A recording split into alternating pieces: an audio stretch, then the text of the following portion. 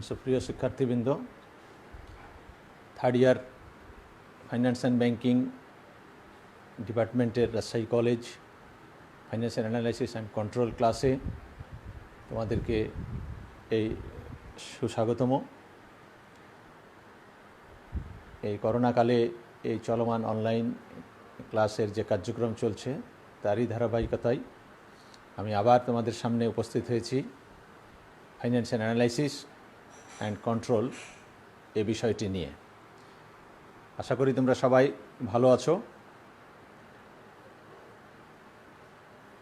আজ আমি তোমাদেরকে গত ক্লাসেরই ধারাবাহিক অংশ, অর্থাৎ গত ক্লাসেরই যে ক্লাস নিয়েছি তারই পরের অংশ আমি আলোচনা করব। সেটি হচ্ছে cash flow statement. Financial statement অ্যানালাইসিসের তৃতীয় অংশ, সেটি হচ্ছে cash flow statement. Cash flow statement সম্পর্কে আমি গতদিন তোমাদেরকে পুরা বিষয়টি আলোচনা করেছি। আজ আমি তার দ্বিতীয় অংশ, অর্থাৎ পরের অংশ আর কি, সেখানে কিছু অঙ্ক বা যে প্রবলেম দেওয়া থাকবে সেটা কিভাবে সমাধান করতে হবে সেই বিষয়ের উপরে আমি আলোকপাত করব এবং একটি উদাহরণের মাধ্যমে আমি তোমাদেরকে দেখানোর চেষ্টা করব। তোমরা আমাদের সাথেই থাকো। আশা করি কন্টিনিউয়াসলি তোমরা এই ক্লাসের সঙ্গে থাকলে বিষয়বস্তু সম্পর্কে তোমরা উপলব্ধি করতে পারবে। তোমরা স্ক্রিনে দেখতে পাচ্ছ basic organization of the statement of cash flow. Cash flow স্টেটমেন্টের বেসিক অর্গানাইজেশন আমি গতদিন আলোচনা করেছিলাম যে কিভাবে ক্যাশ ফ্লো স্টেটমেন্ট তৈরি করা হয়, কি কারণে করা হয়, কি প্রয়োজন, এই সমস্ত বিষয়গুলি আমি বিস্তর আলোচনা করেছি। আজ আমি আলোচনা করব basic organization of the statement of cash flow. সেখান থেকে কিভাবে ধাপে ধাপে আমরা প্রবলেমের সমাধান করতে পারবো সে বিষয়টি দেখব আর কি। A business may be evaluated in terms of 3 types of business activities. এর আগের দিন আমি বলেছি যে 3 ধরনের ব্যবসায়িক কার্যক্রমের মাধ্যমে ক্যাশ ফ্লো স্টেটমেন্টকে সম্পন্ন করা হয়। ক্যাশ ফ্লো স্টেটমেন্টের 2টা পদ্ধতি আছে, একটা ডাইরেক্ট পদ্ধতি, একটা ইনডাইরেক্ট পদ্ধতি। ডাইরেক্ট পদ্ধতির প্রচলন কম হলেও ইনডাইরেক্ট পদ্ধতির প্রচলন সবচেয়ে বেশি। আমরা জানি যে প্রায় 98 এমনকি 99% ক্ষেত্রে ইনডাইরেক্ট পদ্ধতি ব্যবহার করা হয়, আর ডাইরেক্ট পদ্ধতির ব্যবহার 1 থেকে 2% এই ক্ষেত্রে ডাইরেক্ট পদ্ধতির ব্যবহার করা হয়। তারপরেও যেহেতু পদ্ধতি আছে, আমি এই দুটি পদ্ধতিই আলোচনা করব। তোমাদেরকে একটি জিনিস স্মরণ রাখতে হবে বা একটি জিনিস মনে রাখতে হবে যে এই দুটি পদ্ধতিতেই ক্যাশ এর আগমন এবং নির্গমন ঘটবে 3টে অ্যাক্টিভিটিজের মাধ্যমে। 3টে অ্যাক্টিভিটিজ, সেই অ্যাক্টিভিটিসগুলো অতীতে আলোচিত হয়েছে, তারপর আজকে আবার এটা ডিটেলস আলোচিত হবে। তাহলে business may be evaluated in terms of 3 types of business activities, অর্থাৎ 3 ধরনের বিজনেস অ্যাক্টিভিটিস দ্বারা একটা ব্যবসায়ের ক্যাশের মূল্যায়ন করা হবে। অর্থাৎ ক্যাশ আসে ব্যবসায়ের অভ্যন্তরে 3টে অ্যাক্টিভিটিজের মাধ্যমে, আবার ক্যাশ যাবেও 3টে অ্যাক্টিভিটিজের মাধ্যমে। এই 3টে অ্যাক্টিভিটিজের বাইরে একটা ব্যবসা প্রতিষ্ঠানের আর কোনো অ্যাক্টিভিটিজ নাই। এই 3টে অ্যাক্টিভিটিজ আমরা দেখেছি আগে, তারপর আজকে আরেকবার প্রথম দেখে নিই। প্রথম অ্যাক্টিভিটিজ হচ্ছে অপারেটিং অ্যাক্টিভিটিজ, অর্থাৎ একটা ব্যবসা প্রতিষ্ঠান যে কাজের জন্য মূলত প্রতিষ্ঠিত হয়, অর্থাৎ যে কাজ ব্যবসা প্রতিষ্ঠানের মূল কাজ, যেটার মাধ্যমে একটা ব্যবসা প্রতিষ্ঠানের রেভিনিউ বা ইনকাম জেনারেট হয় বা ইনকাম আসে এবং সেই খাতেই ইনকামটি ব্যয় হয়, সেটিকে আমরা বলে থাকি অপারেটিং অ্যাক্টিভিটিজ। অর্থাৎ ব্যবসা প্রতিষ্ঠান অপারেশনের জন্য যে সকল কার্যক্রম হয়ে থাকে সেটাকে বলা হয় অপারেটিং অ্যাক্টিভিটিজ। 2 নম্বরে আছে ইনভেস্টিং অ্যাক্টিভিটিজ। ইনভেস্টিং অ্যাক্টিভিটিজের ক্ষেত্রে আমরা দেখি যে ব্যবসা প্রতিষ্ঠান যখন কোনো দীর্ঘমেয়াদী বিনিয়োগ করে থাকে, অর্থাৎ দৈনন্দিন কাজের অংশ নয় অথবা রুটিন কোনো কাজ নয়, এটা ব্যবসা প্রতিষ্ঠানের মাঝে মাঝে হয়ে থাকে। সে ফর এক্সাম্পল, একটা নতুন মেশিন ক্রয় করতে হবে। একটা নতুন মেশিন ক্রয় করতে হলে আমাদেরকে এটা নিয়মিতভাবে নতুন মেশিন ক্রয় করা হয় না, যখন প্রয়োজন হয় বা মাঝে মধ্যে নতুন মেশিন ক্রয় করা হয়। আবার একটি আসবাবপত্র ক্রয় করতে হবে, সেক্ষেত্রেও দেখা যায় যে নিয়মিত আকারে আসবাবপত্র ক্রয় করা হয় না, মাঝে মধ্যে আসবাবপত্র ক্রয় করা হয়। তো এই সমস্ত ব্যয় যখন করা হয় তখন সেই সমস্ত ব্যয়ের কে আমরা বলি ইনভেস্টিং অ্যাক্টিভিটিজ। তোমরা মনে রাখবে, ইনভেস্টিং অ্যাক্টিভিটিস থেকে যে ব্যয় হয় সেটা মূলত ক্যাপিটাল এক্সপেন্ডিচার, অর্থাৎ রেভিনিউ টাইপের এক্সপেন্ডিচার নয়। এর থেকে প্রাপ্ত সুবিধা ব্যবসা প্রতিষ্ঠান অনেক দিন পেয়ে থাকে, সেই ধরনের ব্যয়গুলিকে আমরা বলবো ইনভেস্টিং অ্যাক্টিভিটিজের আউটফ্লো। আবার সিমিলারলি ইনভেস্টিং অ্যাক্টিভিটিজে ইনফ্লো যখন ঘটবে তখন এই ধরনের কোনো অ্যাসেট বা সম্পত্তি ব্যবসা প্রতিষ্ঠান যদি ডিসপোজ অফ করে অথবা বিক্রি করে দেয়, সেখান থেকে যে ক্যাশটা পাওয়া যাবে সেই ক্যাশটুকুই হচ্ছে ইনভেস্টিং অ্যাক্টিভিটিজের ক্যাশ ইনফ্লো। 3 নম্বর এর ক্ষেত্রে আমরা দেখতে পাই ফাইন্যান্সিং অ্যাক্টিভিটিজ। এটা মূলত ব্যবসা প্রতিষ্ঠানের ফাইন্যান্সিং অর্থাৎ অর্থায়নের সাথে সম্পর্কিত। ব্যবসা প্রতিষ্ঠান যখন নতুন শেয়ার ইস্যু করে, এটাও মাঝে মধ্যে ঘটে থাকে, এটা সবসময় নিয়মিত আকারে রুটিন আকারে হয়ে থাকে না, যখন প্রয়োজন হয় তখন হয়। ব্যবসা প্রতিষ্ঠান শেয়ার ইস্যু করে থাকে, ডিবেঞ্চার ইস্যু করে থাকে। এই ধরনের যে অর্থায়ন সংক্রান্ত ঘটনা ঘটে থাকে বা অ্যাক্টিভিটিজ বা কার্যক্রম ঘটে থাকে, সেটাকে আমরা বলবো ফাইন্যান্সিং অ্যাক্টিভিটিস। তাহলে ফাইন্যান্সিং অ্যাক্টিভিটিজের ইনফ্লো হচ্ছে ইস্যুয়েন্স অফ শেয়ার এবং ইস্যুয়েন্স অফ ডিবেঞ্চার। আর আউটফ্লো কি? শেয়ার, সাধারণত শেয়ারকে ফেরত দেওয়া হয় না, ডিবেঞ্চার ফেরত দেওয়া হয়। যখন ডিবেঞ্চারকে ফেরত দেওয়া হয় ডিবেঞ্চার হোল্ডারকে, অথবা লং টার্ম কোনো লোনকে পরিশোধ করা হয়, তখন এটাকে আমরা বলবো আউটফ্লো। আবার ব্যবসা প্রতিষ্ঠানের মালিকদেরকে যখন লভ্যাংশ প্রদান করা হয় তখনও সেটাকে আমরা বলবো আউটফ্লো। তাহলে আমরা আউটফ্লো, ফাইন্যান্সিং অ্যাক্টিভিটিজের ইনফ্লোকে আমরা বলতে পারি issuance of share, issuance of debenture, received any loan, bank loan অর্থাৎ লং টার্ম কোনো লোন, সেটাকেও আমরা ইনফ্লো বলতে পারি ফাইন্যান্সিং অ্যাক্টিভিটিজের। এগুলো সবই অর্থায়ন সম্পর্কিত কার্যক্রম। আর এখান থেকে যখন আউটফ্লো ঘটবে সেটাকে আমরা বলবো dividend pay and pay off debenture or pay off loan, কোনো দীর্ঘমেয়াদী ব্যাংক লোন পরিশোধ করতে আউটফ্লো হয়। যাই হোক, এই তিনটে অ্যাক্টিভিটিজই মূলত আমাদেরকে প্রবলেম সলিউশন করতে সাহায্য করবে। আমরা তিনটে অ্যাক্টিভিটিজকে আলাদা আলাদা করে কোন অ্যাক্টিভিটিস থেকে কত ইনফ্লো হয়েছে এবং কত আউটফ্লো হয়েছে এবং সেখানে নেট ইনফ্লো বা নেট আউটফ্লো কত, আবার ইনভেস্টিং অ্যাক্টিভিটিজের ইনফ্লো থেকে আউটফ্লো মাইনাস করলে তখন আমরা নেট ইনফ্লো বা আউটফ্লো পাবো। ফাইন্যান্সিং অ্যাক্টিভিটিজেও ইনফ্লো এবং আউটফ্লোর মধ্যে সমন্বয় করলে, অর্থাৎ ইনফ্লো থেকে আউটফ্লো মাইনাস করলে আমাদের নেট ইনফ্লো বা আউটফ্লো পাওয়া যাবে। এখন এই তিনটে অ্যাক্টিভিটিজের নেট ইনফ্লোর সমষ্টি হচ্ছে total inflow of the cash in a certain period of time, অর্থাৎ কোনো একটা নির্দিষ্ট সময়ে এই ক্যাশগুলির আগমন বা বহির্গমন সেটার মাধ্যমে জানা যাবে। তা আমি আগেও বলেছি যে দুটো পদ্ধতি, একটা ডাইরেক্ট এবং ইনডাইরেক্ট পদ্ধতি। অপারেটিং অ্যাক্টিভিটিসটা কি, এখানে আরেকটু ডিটেলস আমরা যদি দেখতে চাই, যদি আমি আলোচনা করেছি তবুও এখানে তোমরা দেখো, operating activities are related to the transaction that make up net income. তাহলে অপারেটিং অ্যাক্টিভিটিজ নেট ইনকামের সঙ্গে, এই ট্রানজ্যাকশনগুলো নেট ইনকামের সঙ্গে সম্পর্কিত, অর্থাৎ এই নেট ইনকামকে প্রভাবিত করে এই অ্যাক্টিভিটিসগুলো, অপারেটিং অ্যাক্টিভিটিসগুলি। Interest and dividend received are related to investing activities. আবার ইন্টারেস্ট এবং ডিভিডেন্ড যদি পাওয়া যায়, অর্থাৎ আমাদের ঋণের সুদ যদি দিতে হয়, তাহলে সেটা আমরা ইনভেস্টিং অ্যাক্টিভিটিজে বলবো। আবার যদি কোথাও থেকে বাইরে বিনিয়োগের মাধ্যমে যদি আমাদের টাকা আসে, তাহলে সেক্ষেত্রে সেটাকে আমরা ইনভেস্টিং অ্যাক্টিভিটিজের ইনফ্লো বলবো। However, the FSB has decided to classify the cash received from these items as operating activities. তারপরে FSB ক্লাসিফাই করেছে ক্যাশ রিসিভড, অনেক সময় ক্যাশ রিসিভডকে অপারেটিং অ্যাক্টিভিটিজই ধরা যায়, মানে যে কোনো খাত থেকে যদি টাকা পাওয়া যায়, সেটা ডিভিডেন্ড থেকে আসলেও বলা যায়। এটাকে FSB তার 95 নম্বর যে স্টেটমেন্ট আছে, যে রুলস আছে, সেখানে তারা এই কথাটা উল্লেখ করেছে। তবে কিছু কিছু ফাইন্যান্সিয়াল এক্সপার্টস এটাকে পৃথকভাবে দেখায় বা এটা পৃথকভাবে দেখানোটা সুবিধা হয়। ইনভেস্টিং অ্যাক্টিভিটিজের ক্ষেত্রে আমরা দেখতে পাই investing activities increase and decrease the assets that are available to the business. আমি শুরুতেও আলোচনার সময় তোমাদেরকে বলছিলাম যে ইনভেস্টিং অ্যাক্টিভিটিজ ব্যবসা প্রতিষ্ঠানের অ্যাসেটকে বৃদ্ধি করে এবং হ্রাস করে। তাহলে যেই সকল লেনদেনের মাধ্যমে ব্যবসা প্রতিষ্ঠানের অ্যাসেট, ফিজিক্যাল অ্যাসেট অথবা ইনফিজিক্যাল অথবা ইনভিজিবল যে কোনো অ্যাসেটই হোক, যদি বৃদ্ধি পায় অথবা হ্রাস পায়, তাহলে আমরা সেটাকে ইনভেস্টিং অ্যাক্টিভিটিজ ধরে নেব। Investing activities are related to the long term asset account. তাহলে দীর্ঘমেয়াদী অ্যাসেটের সঙ্গে ইনভেস্টিং অ্যাক্টিভিটিজ সম্পর্কিত। এবার আসি আমি ফাইন্যান্সিং অ্যাক্টিভিটিজ।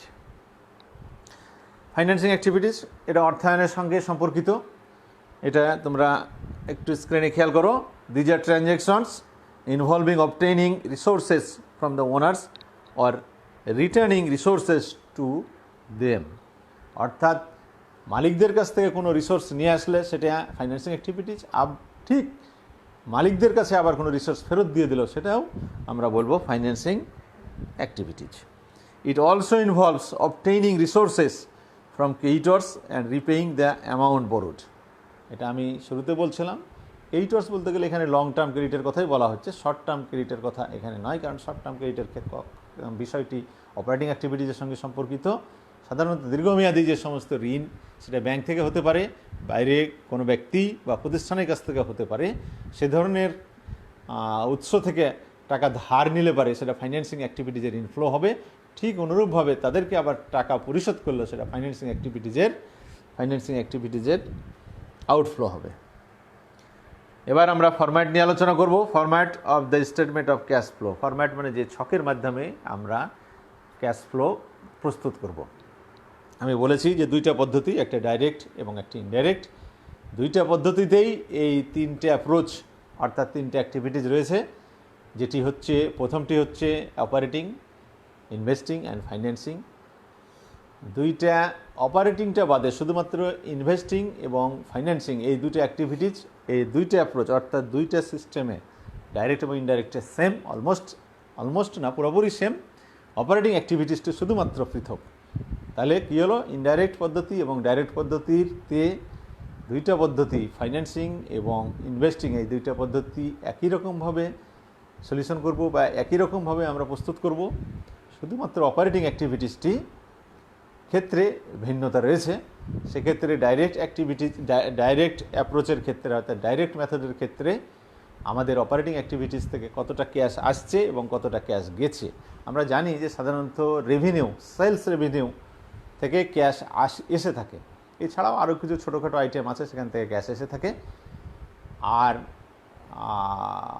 পারচেজ অর্থাৎ ইনভেন্টরি পারচেজ অথবা পণ্য প্রোডাকশনের ক্ষেত্রে, ফার্মের ক্ষেত্রে প্রোডাকশনের ক্ষেত্রে production cost of good source and salary, মজুরি, এই ধরনের যে আরও যে অপারেটিং অ্যাক্টিভিটিস আছে সেক্ষেত্রে ক্যাশ চলে যায়। এই দুটার পার্থক্যকে আমরা net cash inflow from operating activities বলে থাকি। এটি আমরা করে থাকি ডাইরেক্ট পদ্ধতির ক্ষেত্রে। আর ইনডাইরেক্ট পদ্ধতির ক্ষেত্রে আমরা শুরু করি নেট প্রফিট থেকে, অর্থাৎ নেট প্রফিটটাকে বেস ধরে নিয়ে, যেখানে নেট প্রফিটে যে সমস্ত আইটেম দ্বারা তৈরি হয়েছে সে বেস ধরে নিয়ে তার সঙ্গে কিছু আইটেম সমন্বয় করে, অর্থাৎ নন ক্যাশ আইটেমগুলিকে যোগ করে আবার যে সমস্ত যোগ বিয়োগ করে এই বিষয়টা আমরা পরিষ্কার করি। যাই হোক, আমরা উদাহরণের মাধ্যমে আমরা একটু পরিষ্কার হব। এফএসবি আমি প্রথমে বলেছি, FSB statement 95 approve two methods. এই দুইটা পদ্ধতি এফএসবি 95 অ্যাপ্রুভ করেছে অপারেটিং অ্যাক্টিভিটিজের ক্ষেত্রে। ডাইরেক্ট মেথড, 2 নম্বর হচ্ছে ইনডাইরেক্ট মেথড। প্রথমটি হচ্ছে ডাইরেক্ট মেথড, পরেরটি ইনডাইরেক্ট মেথড। তবে প্রচলনের দিক থেকে আমরা বলেছি যে ডাইরেক্ট মেথডের প্রচলন খুবই কম। এটাকে সেকেলে পদ্ধতি বলা হয়, পুরাতন পদ্ধতি বলা হয়। এখন আর সে পদ্ধতির কোনো ব্যবহার নাই বললে চলে। ইনডাইরেক্ট পদ্ধতি 98 থেকে 99% ক্ষেত্রে ইনডাইরেক্ট পদ্ধতির ব্যবহার রয়েছে এবং ইনডাইরেক্ট পদ্ধতিকে আমরা আধুনিক পদ্ধতি বলি এবং বর্তমানে যুগে এই খুব যুগোপযোগী পদ্ধতি হিসাবে এটা বিবেচিত হয়ে থাকে। ছাত্রছাত্রীদের পরীক্ষার প্রশ্নপত্রেও ডাইরেক্ট পদ্ধতির ব্যবহার খুব কম, অর্থাৎ ডাইরেক্ট পদ্ধতি সম্পর্কিত কোনো সমস্যা সমাধান করতে দেওয়া হয় না। মূলত সমস্যা সমাধান ইনডাইরেক্ট পদ্ধতির ক্ষেত্রেই দেওয়া হয়। তবে যেহেতু সিলেবাসে রয়েছে, এটা তোমাদেরকে সেই বিষয়টা সম্পর্কে একটু সম্যক ধারণা এবং পরিষ্কার হওয়া দরকার। The direct method lists cash receipts from specific operating activities and cash payments for each major operating activities. আমি শুরুতে যেটা বললাম যে এই পদ্ধতির ক্ষেত্রে শুধুমাত্র অপারেটিং অ্যাক্টিভিটিসটি আলাদা, সেক্ষেত্রে অপারেটিং অ্যাক্টিভিটিস প্রস্তুত করা হয় ক্যাশ পেমেন্টস এবং রিসিটের ভিত্তিতে, অর্থাৎ রিসিট যে খাত থেকে রিসিট হয় সেই রিসিটগুলি এবং যে খাতে পেমেন্ট হয়। তবে মনে রাখতে হবে, অবশ্যই মনে রাখবা, সেই খাতগুলি যেন অপারেটিং অ্যাক্টিভিটিজের অন্তর্ভুক্ত হয়। অপারেটিং অ্যাক্টিভিটিজের বাইরে কোনো খাতের পেমেন্ট এবং রিসিট এটা অপারেটিং অ্যাক্টিভিটির মধ্যে নেওয়া যাবে না। The indirect method is a shortcut method for accrual system. আসলে ইনডাইরেক্ট পদ্ধতি, যেহেতু আমাদের এখন অ্যাকাউন্টিংটা অ্যাক্রুয়াল পদ্ধতিতে হয়েছে, অর্থাৎ ক্যাশ এবং বাকিতে লেনদেন অন্তর্ভুক্ত হয়ে থাকে, সেই জন্য এই পদ্ধতির মাধ্যমেই যে নেট ইনকাম তৈরি করা হয়, কেননা নেট ইনকাম শুধুমাত্র ক্যাশ পদ্ধতিতে তৈরি করা হয় না, নেট ইনকাম বাকি এবং ক্যাশ উভয় পদ্ধতির সমন্বয়ে নেট ইনকাম তৈরি করা হয়। সেই নেট ইনকামের সঙ্গে এই ক্যাশ এবং বাকির বিষয়টিকে সমন্বয়ের মাধ্যমে ইনডাইরেক্ট পদ্ধতির অপারেটিং অ্যাক্টিভিটিজ প্রস্তুত করা হয়। আমাদের 3 নম্বর অবজেক্টিভে আমরা দেখতে পাচ্ছি prepare estimate of cash flow by the direct method. তাহলে প্রথমে ডাইরেক্ট মেথডের একটু আলোচনা তোমাদের কাছে একটু দেখাই। ডাইরেক্ট মেথডটির আলোচনা পরিষ্কার হলে 3টা পদ্ধতির আলোচনার মধ্যে শুধু অপারেটিং অ্যাক্টিভিটিসটি আলাদা রয়েছে। সেক্ষেত্রে আমাদের ডাইরেক্ট পদ্ধতির অপারেটিং অ্যাক্টিভিটিজে দেখো অপারেটিং অ্যাক্টিভিটিস কীভাবে তৈরি করা হবে। রিসিটের এখানে একটা ছক দেওয়া আছে, এটা একটা নির্দিষ্ট সময়ের, অর্থাৎ 2002 সালের 31শে ডিসেম্বর ইয়ার এন্ডেড এটা করা হয়েছে, থাউজেন্ডসের হিসাবে দেওয়া আছে শর্ট করে দেখানোর জন্য। সেখানে বলা আছে cash flow from operating activities এর রিসিট। কী রিসিট হয় আমরা দেখি। কালেকশন ফ্রম কাস্টমার, এখানে একটা কাল্পনিক ফিগার দেওয়া আছে যেটা 271 দেখা যাচ্ছে। Interest received on notes and receivable. Notes and রিসিভেবলের পরে যদি কোনো সুদ থাকে সেটা প্রাপ্তি ঘটে। এটা অনেক রাইটার্স এটাকে অপারেটিং অ্যাক্টিভিটিসের মধ্যে নিতে চায়নি, তবে FASB 95-এ আমাদের এ সম্পর্কেতে যেহেতু বলা আছে সেই জন্য আমরা এখানে এটা দেখিয়েছি যে সেখানে দেখা যাচ্ছে যে 10 and dividend received on investment in stock, এবং বাইরে যে সমস্ত স্টক বিনিয়োগ করা আছে সেখান থেকে লভ্যাংশ পাওয়া গেছে 9। এই মোট রিসিট হচ্ছে 290। তাহলে আমাদের 3টা খাত এখানে দেখাচ্ছে, রিসিটের 3টা খাত। একটা হচ্ছে কালেকশন ফ্রম কাস্টমার। আমরা জানি কাস্টমারের কাছ থেকে কিন্তু আবার দুইভাবে পাওয়া যায়, একটা হচ্ছে ক্যাশ সেলসের মাধ্যমে এবং আরেকটা হচ্ছে অতীতে বিক্রি করেছি সেই বিক্রি টাকা আদায়ের মাধ্যমে। যেখানেই হোক কাস্টমারের কাছ থেকে আমরা যে টাকাটা পাই সেটাকে আমরা বলবো customer. Collection from customers 271, interest received on notes received 10 এবং ডিভিডেন্ড রিসিভড হচ্ছে 9। এই টোটাল রিসিট হচ্ছে আমার 290। এবার আমরা পেমেন্টস, তোমরা দেখো স্ক্রিনে পেমেন্টসের যে হেডগুলো আছে, পেমেন্টসের হেডের মধ্যে প্রথমে আমরা দেখতে পাচ্ছি সাপ্লায়ারকে পেমেন্ট, তার মানে পণ্য ক্রয় করা, এটাকে বোঝা যায়। যারা পণ্য সাপ্লাই করে তাদেরকে যে টাকা পরিশোধ করতে হয় সেটা, তাদেরকে কাল্পনিক যে ফিগার সেখানে 133 দেখছি। এমপ্লয়ি অর্থাৎ বেতন মজুরি এ ধরনের খাতে যে টাকা ব্যয় করা হয় সেখানে আমরা দেখছি 58। ইন্টারেস্ট মানে দীর্ঘমেয়াদী কোনো ঋণের যে সুদ প্রদান করা হয় সেটি হচ্ছে 16, এবং ইনকাম ট্যাক্স যেটা সরকারকে পরিশোধ করা হয়, নগদ হিসাবে সরকারকে পরিশোধ করা হয়, সেটা 15। এই মোট আমাদের টোটাল পেমেন্টস হচ্ছে 222। তাহলে আমাদের এটাকে আমরা বলবো যে এটা নেট কেস, এটাকে হচ্ছে টোটাল আউটফ্লো। তাহলে আমাদের ইনফ্লোর সঙ্গে আউটফ্লো, অর্থাৎ ইনফ্লো আমাদের যা ছিল, অর্থাৎ আমরা আবার একটু ব্যাকে যাই, ইনফ্লো আমাদের ছিল 290, আউটফ্লো হচ্ছে 222। তাহলে 290 থেকে 222 বিয়োগ করার ফলে 68 যেটি অবশিষ্ট থাকে সেটাকে আমরা বলছি net cash inflow from operating activities. Net cash inflow from operating, অর্থাৎ অপারেটিং অ্যাক্টিভিটিস থেকে নগদ আগমন ঘটেছে 68,000, যেহেতু উপরে 1000-এর চিহ্ন দেওয়া আছে। এই এখন আমাদেরকে ইনভেস্টিং অ্যাক্টিভিটিস থেকে কীভাবে টাকা আদায় হয় সেটা দেখায়। এটা ডাইরেক্ট পদ্ধতিতেই দেখানো আছে, তবে ইনডাইরেক্ট পদ্ধতির ক্ষেত্রেও সেম জিনিসই হবে। তোমরা দুটো জিনিস একসঙ্গেই দেখে রাখতে পারো। আমি আবারও বলছি, আবারও রিপিট করছি, শুধুমাত্র অপারেটিং অ্যাক্টিভিটিসটি আলাদা, তাছাড়া বাকি দুইটা অ্যাক্টিভিটিস সম্পূর্ণ এক। সেক্ষেত্রে ইনভেস্টিং অ্যাক্টিভিটিসের ক্ষেত্রে তোমরা দেখো স্ক্রিনে অ্যাকুইজিশন অফ প্ল্যান্ট অ্যাসেট, এটাকে আমরা বলবো যে ইনভেস্টিং অ্যাক্টিভিটিজের ক্যাশ আউটফ্লো। এটা দেখো একটা মাইনাস চিহ্ন দিয়ে দেখানো আছে। 306,000 এটা হচ্ছে অ্যাকুইজিশন, অর্থাৎ কোনো মেশিন ক্রয় করতে এই টাকা ব্যয় হয়েছে। অর্থাৎ এটা আউটফ্লো হয়ে গেছে, এই জন্য ব্র্যাকেট দিয়ে দেখানো হয়েছে লোন টু অ্যানাদার কোম্পানি। এটা লোন টু অ্যানাদার কোম্পানি, অন্য কোম্পানিকে ঋণ প্রদান করা হয়েছে 11। এটা হতে পারে কাউকে ঋণ নেওয়া যেমন যায়, ঋণ নেওয়াটা ফাইন্যান্সিং অ্যাক্টিভিটিজের কাজ, কিন্তু কোনো প্রতিষ্ঠানকে যদি ঋণ দিই বা কোনো ব্যক্তিকে যদি আমরা ঋণ পরিশোধ করি, ঋণ যদি দিই, তাহলে সেক্ষেত্রে সেটা ইনভেস্টিং অ্যাক্টিভিটিজের অন্তর্ভুক্ত হবে। সেই জন্য এখানে লোন টু অ্যানাদার কোম্পানি বলা আছে। তারপরে নিচে আরেকটা 3 নম্বর যেটা, সেটা proceeds from sale of plant assets. এই proceeds from sale of plant asset মানে কোনো পুরাতন মেশিনপত্র বা আসবাবপত্র বিক্রি করার ফলে যে টাকাটি আদায় হয় সেটিকে বলা হয় proceeds from sale of plant asset. তাহলে এটা কি হলো আমাদের, এটা হচ্ছে ইনফ্লো, এই জন্য এটাকে প্লাস চিহ্ন দেওয়া হয়েছে। তাহলে আমাদের 306, 11 আর 62 তিনটা আইটেমের ভিতরে দুইটা হচ্ছে আমাদের আউটফ্লো আর একটা হচ্ছে ইনফ্লো। এই দুইটা সমন্বয় এটা যোগ বিয়োগ করার ফলে দেখা যাচ্ছে যে নেট ক্যাশ আউটফ্লো 255, এটা মাইনাস দিয়ে দেখানো হয়েছে, অর্থাৎ টাকা যা এসেছে তার থেকে টাকা বাইরে চলে গেছে বেশি, এটাই তাই ইন্ডিকেট করে। এবং 255 এটা হচ্ছে আমাদের আউটফ্লো, এটা হচ্ছে আমাদের আউটফ্লো। এই আউটফ্লোটাই আমরা দেখাচ্ছি। এবার আমরা চলে যাই ফাইন্যান্সিং অ্যাক্টিভিটিজে। ফাইন্যান্সিং অ্যাক্টিভিটিজে তোমরা দেখো সেম ফরম্যাটে cash flow from financing activities.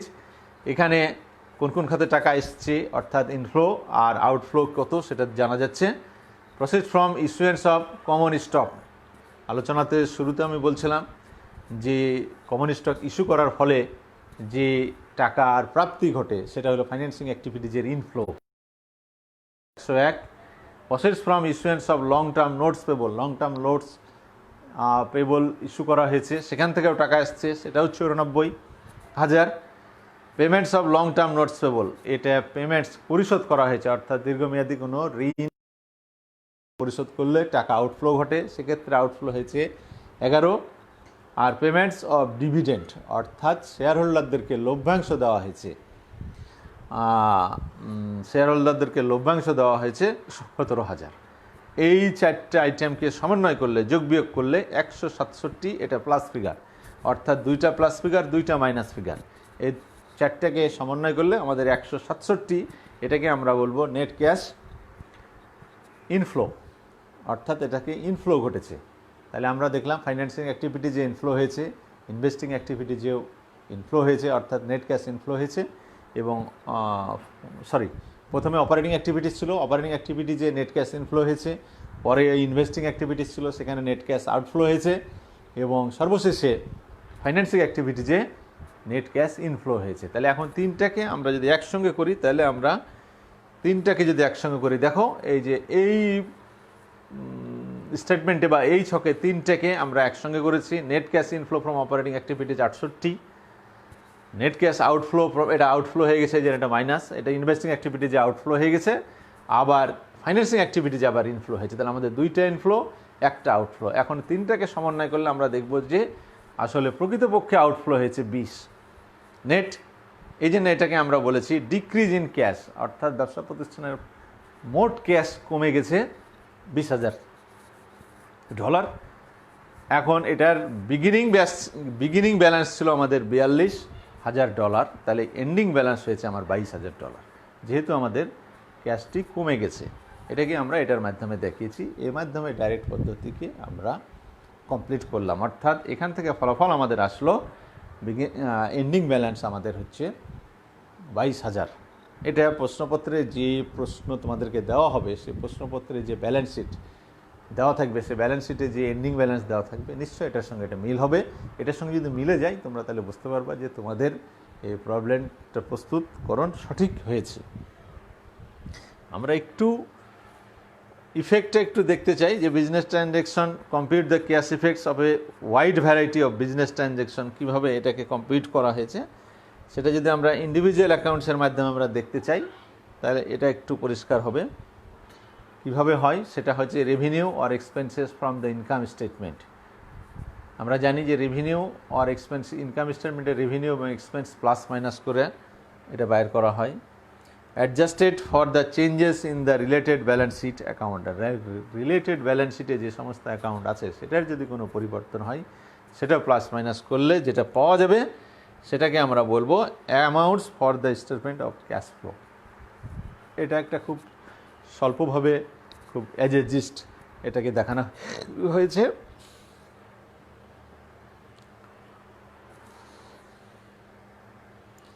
আমরা competing individual accounts for the statement of cash flow income statement year ended December 31, এটা স্টেটমেন্টটা দেখানো হচ্ছে। সেখানে তোমরা দেখো revenue and gains, sales revenue কীভাবে এটা আসছে, sales revenue 284, interest revenue 12, dividend revenue 9, আর gain on sale of plant asset 8। এই মোট 313 হচ্ছে টোটাল রেভিনিউ অ্যান্ড গেইনস। আমরা জানি যে টোটাল রেভিনিউ এবং গেইন থেকে খরচ বাদ দিলে পারে নেট ইনকাম পাওয়া যায়। দেখি আমরা এখান থেকে এই যে খরচগুলো দেখো, খরচের যে ব্যাপার, খরচগুলো কস্ট অফ গুডস সোলস 150। আমরা জানি কস্ট অফ গুডস সোলস মানে পণ্য তৈরি করতে যা খরচ হয় অথবা পণ্য বিক্রি করতে যে খরচ হয় সেটাকে আমরা বলবো কস্ট অফ গুডস সোলস, এটা 150। স্যালারি বেতন খাতে গেছে 56, ডেপ্রিসিয়েশন গেছে 18। এটা কিন্তু নন ক্যাশ আইটেম, এটা অবশ্যই এটার জন্য কোনো ক্যাশ আউটফ্লো হয় না, এই বিষয়টাকে অ্যাডজাস্টমেন্ট করা লাগে। এটার ভিতরেও কিছু নন ক্যাশ আইটেম থাকতে পারে, কারণ সব টোটাল খরচের ভিতরে কিছু সব খরচই ক্যাশে প্রদান করা হয় না, কিছু খরচ ক্যাশে দেওয়া হয় এবং কিছু খরচ বাকি থাকে, বকেয়া থাকে। Other operating expenses 17, interest expenses 16, income tax expenses 15। এই মোট টোটাল এক্সপেন্সেস হলো 272। তাহলে টোটাল রেভিনিউ ছিল আমার 313 আর টোটাল এক্সপেন্সেস হচ্ছে আমার 272। তাহলে নেট ইনকাম কত হবে এটা তোমরা সহজেই বের করতে পারবা। টোটাল রেভিনিউ অ্যান্ড গেইনস থেকে টোটাল এক্সপেন্সেস মাইনাস করলে যেটা থাকে সেটাকে আমরা বলবো নেট ইনকাম। এই নেট ইনকাম এর সাহায্যে যখন নেট ক্যাশ ফ্লো বাইর করা হয় অপারেটিং অ্যাক্টিভিটিজের, শুধুমাত্র অপারেটিং অ্যাক্টিভিটিজের, যেহেতু এগুলো সবই অপারেটিং অ্যাক্টিভিটিজের আইটেম, তখনই সেটা হয়ে যায় ইনডাইরেক্ট পদ্ধতি। তাহলে আমরা কি জানলাম, ইনডাইরেক্ট পদ্ধতিতে কিন্তু টোটাল রিসিপ্ট এবং টোটাল পেমেন্টের হিসাব নিয়ে শুরু করা হয় না, শুরু করা হয় এই নেট ইনকামটা নিয়ে। এবং নেট ইনকামের সঙ্গেই adjustment two reconcile net income two net cash, অর্থাৎ নেট ইনকামের সাথে নেট ক্যাশের অ্যাডজাস্টমেন্ট মিল করা হয়। কম্পারেটিভ ব্যালেন্স শিট, একটা কম্পারেটিভ ব্যালেন্স শিট দেওয়া আছে, এটা তোমাদের প্রশ্নপত্রে এরকম থাকবে, যদিও পরের অংশটা আমি করে দেখিয়েছি এখানে, এটা থাকবে না, কিন্তু 2টা সালের এখানে কম্পারেটিভ ব্যালেন্স শিট তোমাদের দেওয়া থাকবে। সেখানে কারেন্ট অ্যাসেটের ক্ষেত্রে দেখো ক্যাশ 22 এবং 42, দ্যাট মিনস এটা বিগিনিং, এটা বিগিনিং, এটা এন্ডিং, অর্থাৎ 2001 সালেরটা হলো বিগিনিং আর 2002 সালেরটা এন্ডিং, অর্থাৎ আমাদের beginning 42, ending 22।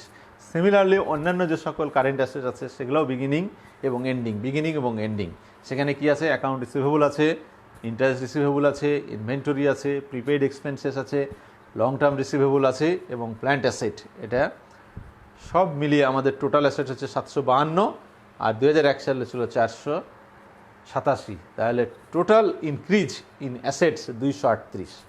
R individual increase in assets অথবা ডিক্রিজ ইন অ্যাসেটস সেটা তোমরা দেখতে পাচ্ছ। প্রথমটার ক্ষেত্রে ক্যাশ ডিক্রিজ হয়েছে 20, অ্যাকাউন্ট রিসিভেবল ইনক্রিজ হয়েছে 13, ইন্টারেস্ট রিসিভেবল ইনক্রিজ হয়েছে 2, ইনভেন্টরি কিন্তু ডিক্রিজ হয়েছে 3।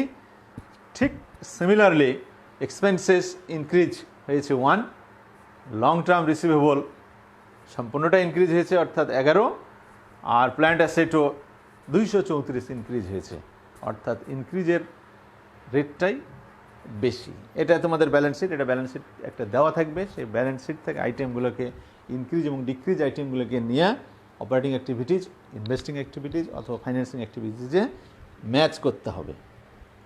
আর সিমিলারলি আবার লাইবিলিটির দিকেও আমরা ঠিক ওই রকম জিনিস দেখব, কারণ অ্যাসেট এবং লাইবিলিটি এই পারে লাইবিলিটি এটা 2001 সালের, আর এটা কারেন্ট ইয়ারের লাইবিলিটি 2002 সালের। সেখানে 487 আর 725 এটা মিল আছে, তোমরা দেখে নাও। টোটাল অ্যাসেট আমরা জানি, টোটাল অ্যাসেট আর টোটাল লাইবিলিটির মধ্যে মিল আছে, এই যে 487 আর 725 এটা হচ্ছে অ্যাসেটের সাইডে, আর লাইবিলিটির সাইডেও 725 এবং 487। আমরা জানি যে অ্যাসেটের সাইডের টোটাল এবং লাইবিলিটি সাইডের টোটাল যদি ঠিক না থাকে তাহলে ব্যালেন্স শিট বা আমাদের হিসাব ঠিক হিসাবে ধরা হবে না। এখন লাইবিলিটির যদি আমরা ব্রেকআপ দেখি, কী কী লাইবিলিটির ব্রেকআপ আছে, সেক্ষেত্রে কারেন্ট লাইবিলিটির ব্রেকআপ আছে accounts payable, salary payable, accrued liabilities, long term notes payable, stock holder equity, common stock আর রিটেইন আর্নিংস। আমরা জানি যে সংরক্ষিত মুনাফা, সেটা কমন শেয়ার হোল্ডারদের ইকুইটি। এই সবগুলোকে যোগ করলে আমরা এই লাইবিলিটিগুলো পাবো। এখানেও ইনক্রিজ ডিক্রিজ দেখানো আছে, সব ক্ষেত্রেই আমরা দেখতে পাচ্ছি ইনক্রিজ, শুধুমাত্র স্যালারি পেবল এবং অ্যাক্রুড লাইবিলিটির ক্ষেত্রে এটা ডিক্রিজ হয়েছে। তাহলে আমাদের লাইবিলিটি যদি ডিক্রিজ হয় তাহলে আমরা জানবো যে আগে স্যালারি পেবল ছিল 6000, এখন স্যালারি পেবল 4000, তার মানে 2000 স্যালারি পেবলকে পরিশোধ করা হয়েছে, এই জন্য দায় কিছু কমে গেছে। অর্থাৎ দায় ডিক্রিজ হওয়া মানে টাকার আউটফ্লো হয়ে যাওয়া, আর দায় ইনক্রিজ হওয়া মানে টাকার ইনফ্লো হওয়া। এটা তোমাদের মনে রাখতে হবে। সিমিলারলি সম্পত্তির ক্ষেত্রেও এই বিষয়টা তোমাদের স্মরণযোগ্য, যে সম্পত্তি যদি বেড়ে যায় তাহলে জানবো যে টাকার আউটফ্লো হয়েছে, আর সম্পত্তি যদি কমে যায় তাহলে জানবো টাকার ইনফ্লো হয়েছে, অর্থাৎ সম্পত্তি বিক্রি করে টাকা চলে আসছে। আর সম্পত্তি যদি বেড়ে যায় অর্থাৎ সম্পত্তি ক্রয় করেছি, অর্থাৎ সেক্ষেত্রে টাকা চলে গেছে, সম্পত্তি বেড়ে গেছে। এই আমাদের computing cash collection from customer. এখন কাস্টমারের কাছ থেকে যদি ক্যাশ কালেকশন আমরা একটু দেখাতে চাই যে কীভাবে কাস্টমারদের কাছ থেকে ক্যাশ কালেকশন, যেটা ওই যে প্রথম আমরা দেখেছিলাম ডাইরেক্ট পদ্ধতিতে যে রিসিট ফ্রম কাস্টমার, সেটা কিভাবে কালেকশন হয় সেটা একটু তোমাদেরকে একটু দেখানো এখানে হবে। যে beginning account receivable balance plus sales on accounts minus collection, তাহলে হলো এন্ডিং অ্যাকাউন্ট রিসিভেবল। এই ফর্মুলাটা তোমরা মনে রাখবা, যেটা বাইর করার পদ্ধতি হচ্ছে যেটা থাকবে, যেটা আমাদের মিসিং থাকবে সেটা সেভাবে বাইর করব। মূল ফর্মুলাটা হচ্ছে বিগিনিং অ্যাকাউন্ট রিসিভেবল ব্যালেন্সের সাথে এই বছরের বিক্রি, বাকিতে বিক্রি, অর্থাৎ বছরের শুরুতে যে ব্যালেন্স ছিল তার সঙ্গে চলতি বছরের বাকিতে বিক্রি, এবং সেখান থেকে চলতি বছরের কালেকশন বাদ দিলে পারেই আমাদের এন্ডিং ব্যালেন্স বাড়াবে। আবার এন্ডিং ব্যালেন্স যদি আমরা দেওয়া থাকে, কালেকশন যদি জানতে চাই এই বছরে কত কালেকশন, তাহলে বিগিনিং রিসিভেবল অ্যাকাউন্ট রিসিভেবলের সঙ্গে চলতি বছরে বাকি বিক্রির সঙ্গে মাইনাস করতে হবে এন্ডিং অ্যাকাউন্ট রিসিভেবল, তাহলে আমাদের কালেকশনটা বাড়াবে। এটা একটা সমীকরণ, জাস্ট সমীকরণে তোমরা এপার ওপার করলে শুধু চিহ্নটা পরিবর্তন, যদি এই পারে নিয়ে যাও তাহলে এটাকে চিহ্নটা পরিবর্তন করলেই হবে। তুমি যদি এটাকে এই পারে নিয়ে আসো, এন্ডিংকে যদি এই পারে নিয়ে আসো তাহলে ওই পারে প্লাস আছে, এটাকে মাইনাস করতে হবে। কালেকশনকে যদি ওই পারে নিয়ে যেতে চাও তাহলে কালেকশন মাইনাস আছে, প্লাস আছে। এইভাবে তোমাদের এই ফর্মুলার সাহায্যে এটা বাইর করে নিতে হবে। যেমন এই আমাদের এই জিনিসটাতেই উদাহরণটিতেই আছে কিভাবে 2,71,000 হয়েছে। তোমরা দেখো প্রথমে আছে ক্যাশ রিসিট ফ্রম কাস্টমার 2,71,000, সেটা কিভাবে হয়েছে। সেখানে বিগিনিং ব্যালেন্স ছিল 80,000, চলতি বছরের ক্রেডিট সেলস হলো 2,84,000, আর এন্ডিং ব্যালেন্স হচ্ছে আমাদের 93,000। এটা আমাদের কিন্তু ওই প্রশ্নে 80,000 এবং 93,000 এটা কিন্তু প্রশ্নের ব্যালেন্স শিটে দেওয়া আছে। আর অতিরিক্ত ইনফরমেশন যে চলতি বছরে বাকিতে বিক্রি কত, সেটা অতিরিক্ত ইনফরমেশনে দেওয়া থাকবে 2,84,000। তাহলে আমরা 80,000-এর সঙ্গে 2,84,000 এই বিষয়টি যুক্ত করব, সেখান থেকে 93,000 মাইনাস করলে 2,71,000। Because account receivable increased by 13,000, the business received 13,000 less cash than its sales revenue for the period. কাজেই আমাদের 2,71,000 আমাদের এখানে এন্ডিং ব্যালেন্স আমাদের এটা দাঁড়ালো। পেমেন্টসের ক্ষেত্রে আমরা ঠিক ওইভাবে বাইর করবো। তোমরা ফর্মুলাটা একটু খেয়াল করে রাখো যে কীভাবে পেমেন্টসের ফর্মুলাটি হবে। This competition includes 2 parts, payments for inventory and payments for expensive. Payments আবার 2 রকম হয়, একটা ইনভেন্টরি অর্থাৎ পণ্য ক্রয়ের ক্ষেত্রে যে পেমেন্টস হয় সেটি, আর আরেকটা পেমেন্টস হয় এক্সপেন্সেসের, অর্থাৎ স্যালারি, ঘর ভাড়া, আপ্যায়ন, অন্যান্য যে কোনো খাতে, ইলেকট্রিসিটি বিল, অন্যান্য ইউটিলিটি বিল, যে কোনো বিল, এটার ক্ষেত্রে এটাকে আমরা পেমেন্ট বলে থাকি। ইনকাম ট্যাক্সও এক ধরনের payment. Payments for inventory are computed by converting cost of goods sold to the cash basis. আমরা কীভাবে এটা করি সেটাও দেখা যাবে। This is accomplished by the analyzing the inventory and accounts payable accounts. এই যে ইনভেন্টরি, আমরা দেখো বিগিনিং ইনভেন্টরি সঙ্গে পারচেজ যোগ হবে, আর ইনভেন্টরিটা এইবারে আসবে, এসে কস্ট অফ গুডস সোল্ড 1,50,000 হবে। এটা কীভাবে করা হয়েছে এটা তোমাদেরকে একটু, how much were the purchase, অর্থাৎ ক্রয়ের পরিমাণ কত, এটা আমরা এখান থেকে জানতে পারবো। তাহলে ক্রয়ের পরিমাণ হচ্ছে ওই ফর্মুলার মধ্যে যদি ফেলি 1,38,000 যোগ পারচেজ মাইনাস হচ্ছে এন্ডিং ব্যালেন্স, তাহলে আমরা জানবো ইনভেন্টরির beginning balance, inventory ending balance.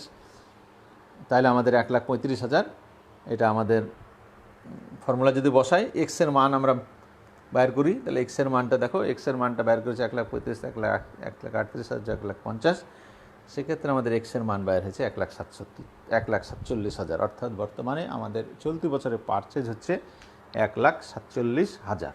এটা খুব সিম্পল একটা ইকুয়েশনের মাধ্যমে এটা করা হয়েছে। তোমরা সহজে ইকুয়েশনের মাধ্যমে এটা করতে পারবা। পেমেন্টস অফ ইনভেন্টরির ক্ষেত্রে, এটা অ্যাকাউন্টস পেবলের ক্ষেত্রে তোমরা দেখো, payments for inventory, beginning balance, accounts পেবলের বিগিনিং ব্যালেন্স এই বছরে পারচেজ হয়েছে 1,47,000 আর এন্ডিং ব্যালেন্স 91। এটা ইনফরমেশন, এটাকেও আমরা ঠিক ইকুয়েশনের মাধ্যমে যদি ফেলে দিই তাহলে আমরা দেখতে পাবো এই যে how much did the business pay for this inventory. তাহলে ইনভেন্টরির ক্ষেত্রে কত টাকা পে করেছে, 57,000, 1,47,000 মাইনাস এক্সের মান আমরা বাইর করব। এক্সের মান যদি বাইর করি তাহলে 1,13,000 হবে। এটা ইকুয়েশনের মাধ্যমে খুব সহজ এবং সিম্পল সমীকরণের মাধ্যমে এটা বাইর করা হয়েছে। অপারেটিং এক্সপেন্সেসের ক্ষেত্রে আমরা বলেছি, increase in prepaid expenses require cash payments and decrease indicate that payments are less less than expenses.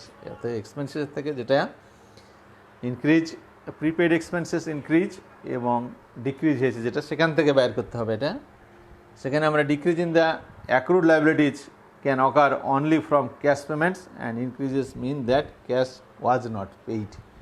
তাহলে আমি যে কথাটাই বলছিলাম যে লায়াবিলিটি যদি বৃদ্ধি পায় তাহলে আমরা জানবো যে ক্যাশ পেমেন্ট করা হয়নি, অর্থাৎ টাকার আউটফ্লো হয়নি, ইনফ্লো হয়ে গেছে। আবার লায়াবিলিটি যদি কমে যায় তাহলে জানবো যে টাকা পরিশোধ করা হয়েছে, সেক্ষেত্রে এটাকে ইনফ্লো হয়েছে। Payments to employer, salary payable was 6,000 at the beginning of the year and 4,000 at the end of the year. তাহলে বিগিনিংয়ে ছিল 6,000 আর বছরের শেষে আছে 4,000। তাতে কি ইন্ডিকেট করে, নিশ্চয়ই এই পেবল কমে গেছে। অর্থাৎ আগে ছিল স্যালারি খাতে দায় ছিল 6,000, এখন স্যালারি খাতে দায় এসে দাঁড়িয়েছে 4,000। তাহলে স্যালারি খাতে দায় কমা মানে হচ্ছে যে স্যালারি খাতে টাকা পরিশোধ করা হয়ে গেছে, অর্থাৎ ব্যবসা প্রতিষ্ঠান থেকে ক্যাশ আউটফ্লো হয়ে গেছে, বাইর হয়ে গেছে। During the year salary and wages expenses was 56,000, আর চলতি বছরে স্যালারি এক্সপেন্সেস দেখানো হয়েছে 56,000। এটা তোমার ইয়েতে, তাহলে মোট কত টাকা গেছে এখান থেকে আমরা how much did the business pay, তাহলে এই ক্ষেত্রে বিজনেস পে করেছে কত সেটা দেখো, এখানে বাইর করা হয়েছে 58,000। কেমন 58,000? চলতি বছরের স্যালারি খাতে ব্যয় করা হয়েছে 56,000 আর গত বছরের দায় পরিশোধ করা হয়েছে 2,000। এই মোট টাকা হয়েছে 58,000।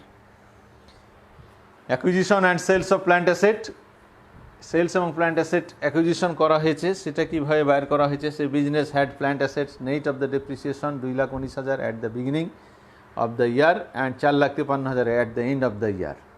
এটা নেট অফ ডেপ্রিসিয়েশন, অর্থাৎ ডেপ্রিসিয়েশন বাদ দিয়ে 2,19,000 ছিল। আমরা জানি যে ব্যালেন্স শিটে সাধারণত ডেপ্রিসিয়েশন বাদ দিয়ে কিন্তু ব্যালেন্সটা দেখানো হয়, অর্থাৎ তার এগেনস্টে যে ডেপ্রিসিয়েশন চার্জ করা হয় সেটা মাইনাস করার পরে যে থাকে রিটেন ডাউন ভ্যালু যেটাকে বলা হয়, সেই রিটেন ডাউন ভ্যালু ব্যালেন্স শিটে দেখানো হয়। তাহলে এখানে 2 বছরের যে ব্যালেন্স শিটে দেখানো হয়েছে এটা অবশ্যই রিটেন ডাউন ভ্যালু। তাহলে 2001 সালে 2,019 এবং 2002 সালে 4,53,000। এটা তাহলে আমাদের কত টাকার প্ল্যান্ট ক্রয় করা হয়েছে এটা আমরা যদি জানতে চাই, further the acquisition of plant অ্যামাউন্টের টাকা 3,06,000 ডিউরিং দ্য ইয়ার। এছাড়াও বলছে যে চলতি বছর আর অতিরিক্ত 3,06,000 প্ল্যান্ট অ্যাকুইজিশন করা হয়েছে।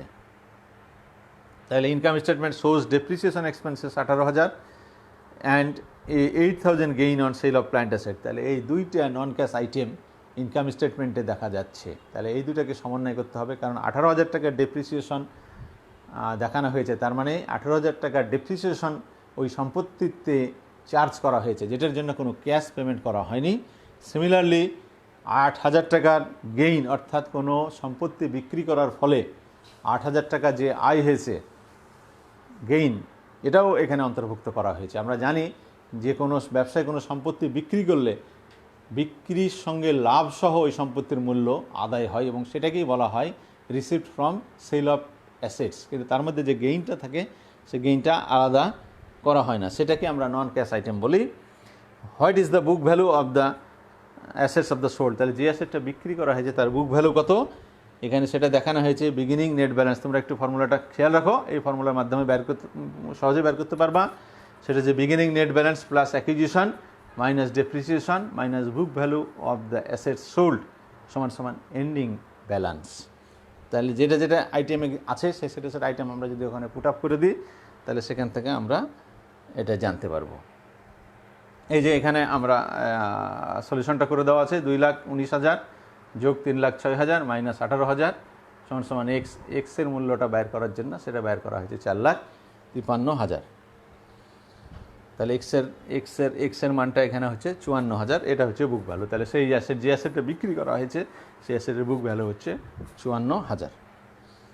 How much are the proceeds from the sale of plant assets. এই প্ল্যান্ট অ্যাসেটস কীভাবে প্রসিডস হয়েছে সেটা বুক ভ্যালু গেইন আর লসকে এই ফর্মুলার মাধ্যমে এটাকে ইনক্লুড করে নেওয়া হয়েছে। করে সেখানে 54,000 প্লাস 8,000 এটা 62,000। How do we determine acquisition. Beginning net balance plus acquisition minus depreciation minus book value of assets sold সমান সমান এন্ডিং ব্যালেন্স। এবার আসি আমরা ফাইন্যান্সিং অ্যাক্টিভিটিজ। ফাইন্যান্সিং অ্যাক্টিভিটিজের ক্ষেত্রে আমাদের খুব বেশি কিছু নাই। আমাদের ফাইন্যান্সিং অ্যাক্টিভিটিজের ক্ষেত্রে স্টক হোল্ডার ইকুইটি এবং শুধুমাত্র লং টার্ম লোন সেটার ক্ষেত্রে দেওয়া আছে, আর নোটস পেবল আছে, বন্ডস পেবল আছে, লং টার্ম ডেট আছে, কমন স্টক আছে, পেইড ইন ক্যাপিটাল আছে, রিটেইন আর্নিংস আছে। Issuance of payments of long term beginning balance এর সাথে এটা যুক্ত হবে, এন্ডিং ব্যালেন্সের সঙ্গে। আর 90,000 লং টার্ম হচ্ছে 1,60,000। পেমেন্টটা কত? তাহলে পেমেন্টটা 11,000, কারণ এখান থেকে এটা এইভাবে আমরা বাইর করে থাকি ফাইন্যান্সিং অ্যাক্টিভিটিস। এই মোটামুটি আমাদের ডাইরেক্ট মেথডে অঙ্ক করার পদ্ধতি। আশা করি বিষয়টি তোমাদের পুরো বিষয়টি যদি আরেকবার তোমরা রিভিউ করো, পুরো স্লাইডগুলি যদি আরেকবার তোমরা রিভিউ করো, দেখো, তাহলে বিষয়টা তোমাদের কাছে আরও একবার পরিষ্কার হবে। আমি পরবর্তীতে ইনডাইরেক্ট পদ্ধতি নিয়ে তোমাদের সঙ্গে আবার একটু আলোচনা করব, কারণ এটা হচ্ছে মূলত মূল বিষয়। তবে তার 70% আলোচনা আজকে হয়ে গেছে, কারণ দুইটা পদ্ধতি একই, শুধুমাত্র অপারেটিং অ্যাক্টিভিটিসটি আলাদা। সে অপারেটিং অ্যাক্টিভিটিসটি আলোচনা করলে ইনডাইরেক্ট পদ্ধতি তোমাদের কাছে পরিষ্কার হবে। পরবর্তী ক্লাসে আশা করি তোমরা সে পর্যন্ত আমার সঙ্গে থাকবে। তোমরা সবাই ভালো থাকো। এই করোনাকালীন নিজ নিজ গৃহে অবস্থান করে লেখাপড়ার মাধ্যমে, সুস্থ বিনোদন, সুস্থ চর্চার মাধ্যমে তোমরা ভালো থাকো, এই প্রত্যাশাই শেষ করছি। সবাইকে আবারও ধন্যবাদ।